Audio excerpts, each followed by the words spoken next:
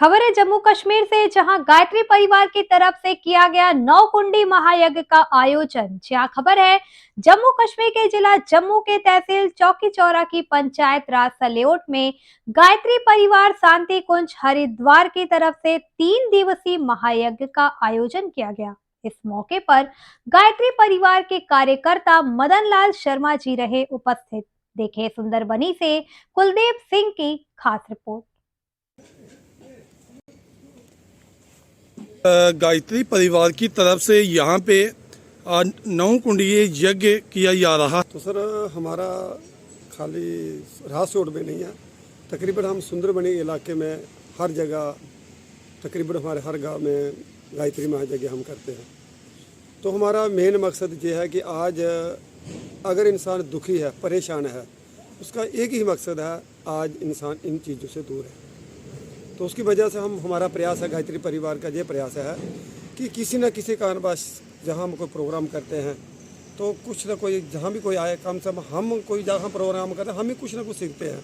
तो जहाँ से हम एक साथ बैठेंगे तो कुछ ना कुछ आपस में सीखेंगे।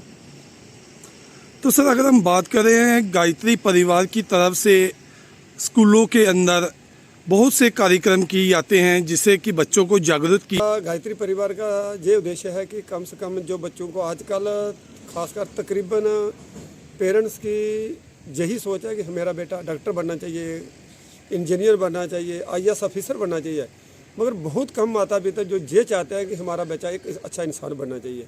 क्योंकि आज एक अच्छा इंसान बनना बहुत ही मुश्किल है, क्योंकि बच्चे पढ़े लिखे तो हैं, मतलब अगर बच्चों की मैं बात कहूँ, बोलने का ढंग, उठने बैठने का ढंग, बात करने का ढंग, तो बच्चों के अंदर नहीं है। यानी कि आप देखा जाए तो कम से कम किसकी कमी है? अगर एक ही कमी है, वो क्या? संस्कार नहीं है आज इंसान के अंदर, और ना ही ज्ञान नहीं है इंसान के अंदर, जिसकी वजह से हर इंसान दुखी, परेशान, टेंशन में है। तो हमारा बच्चों से हमारा ये प्रयास है कि बच्चों को एक अच्छे दिशा दी जाए, बच्चों को अच्छे संस्कार दिए जाएँ, आने वाली जो हमारी पीढ़ी है वो सुखी रह सके। सर गायत्री परिवार की ओर से यहाँ पर यज्ञ शुरू किया गया, क्या कहेंगे इस यज्ञ को लेकर? और साथ में यज्ञ कितनी तारीख से शुरू हुआ, कब इसका समापन होगा? ये यज्ञ कल तो शुरू हुआ था, आज दूसरा दिन है, तो कल इसका समाप्ति है इसकी। हाँ, तो कल पूर्ण होती है, तो मेरे हिसाब से 11-12 मई के करीब पूर्ण होती है। तो मैं माध्यम के चैनल से यह कहना चाहूँगा, जो भी इसको सुनेगा देखेगा तो उनसे हम यही प्रार्थना कर सकते हैं, तो कम से कम इस यज्ञ में जरूर आए, क्योंकि आज इंसान के पास समय नहीं है।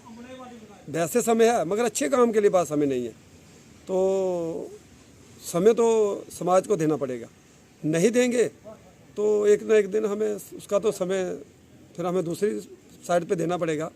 तो अगर हम भगवान के काम में समय लगाएं तो हमारा समय जो अच्छे काम में लगेगा, फिर बुरे काम में हमारा समय बच सकता है। सर जिस तरह पढ़े लिखे युवाओं अभी नौकरियों की तलाश में घूम रहे हैं, नौकरी ना मिलने के कारण वो भटक रहे हैं, नशा की तरफ बढ़ रहे हैं, क्या कहेंगे युवाओं को लेकर? और जो समापन समारोह, तो मैं सभी ज़्यादातर कल से, मैं आज सुबह भी क्या नाम प्रोग्राम में ये बता रहा था, कम से कम बच्चों को कल छुट्टी है, एतबार है, तो बच्चों को कम से कम इस प्रोग्राम में लाया जाए। हम चाहते हैं कल बच्चों को जो हम जो गायत्री परिवार वाले जो हम देना चाहते हैं बच्चों को एक अच्छी जो हमारे अंदर जो चीज़ हम चाहते हैं बच्चों को दें, तो एक अच्छे संस्कार, उन्हें माता पिता का कहना माने, माता पिता के कहने पर चलें और बड़ों का मान सम्मान करें। तो हम चाहते हैं कि कल ज़्यादा से ज़्यादा बच्चे आएँ, तो ज़्यादा हम चाहें बच्चों का प्रोग्राम हो कल। तो सर अगर हम बात करें तो आज की जो युवा पीढ़ी है वो लगातार नशे की तरफ बढ़ रही है, तो नशे को लेके आप जो युवाओं को क्या कहना चाहेंगे?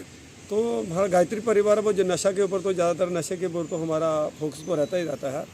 तो हम कम से कम हम इतना तो बता सकते हैं, हम जैसे हमने लोहारा कोर्ट पीछे भी हमने पिछले महीने हमने प्रोग्राम किया, तो मैं इस माध्यम से ये कहना चाहूँगा, अगर बच्चों को एक अच्छी दिशा देनी है तो हम कहते हैं कि जो भी माता पिता कम से कम 1 महीना अपने बच्चों के लिए निकालें। कहाँ? शक्तिपीठ यानी कि लोहारा कोर्ट में।